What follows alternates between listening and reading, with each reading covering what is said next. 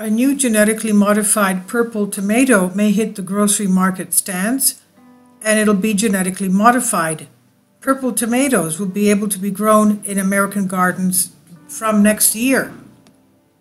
You may find red, orange, or even green tomatoes at your local supermarket, but be prepared to potentially see purple ones next year.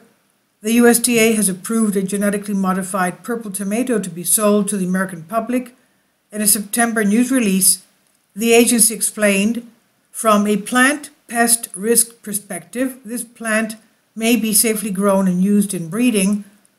The scientists behind this project say the purple tomato has different health benefits and a longer shelf life compared to common red tomatoes. Plus, it would make a visual unique pico de gallo or bruschetta. The science behind the genetically modified purple tomato. The team of scientists behind the genetically modified purple tomato included a project leader at the John Innes Centre in Newark, England, the British biochemist Catherine Martin, who is a professor at the University of East Anglia. Martin had worked on flower pigment production over 2 decades, which inspired her to turn to food. I wanted to start projects where we could look and see where there were health benefits for this particular group of pigments, she said. She focused on pigments called anthocyanins, which give eggplants, blueberries, and blackberries their distinctly dark shades. So with the funding from a German consortium, she began to experiment with creating tomatoes with anthocyanins to see if that would increase the antioxidant capacity compared to regular tomatoes. To achieve this effect, the scientists took genetic factors from snapdragons. This triggered the tomatoes to produce 3 times more anthocyanin, resulting in their distinct eggplant color. In 2008, the team posted the first results in their research on Nature Biotechnology. They fed the fruit to cancer-susceptible mice in a pilot study with fascinating results. The mice lived 30% longer than the control mice who ate regular tomatoes. Martin explained that there are many potential reasons why the purple tomatoes may provide different health benefits. There are probably multiple mechanisms involved, she said. It's not like a drug where there is a simple target. It's about them having antioxidant capacity. It also may influence the composition of the microbiome, so it's better able to deal with digestion of other nutrients. A GMO product for shoppers, not manufacturers. In 2013, they released a new study showing that purple tomatoes had twice the shelf life of red tomatoes. Eventually, Martin started a spin-out company, Norfolk Plant Sciences, to start selling them commercially.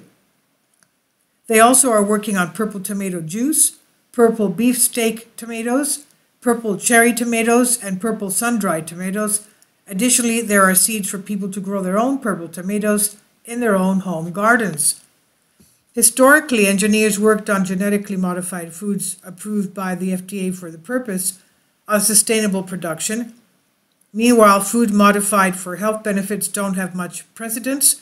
For the first time, this product appeals to the consumers instead of manufacturers and provides them with additional nutrients and antioxidants.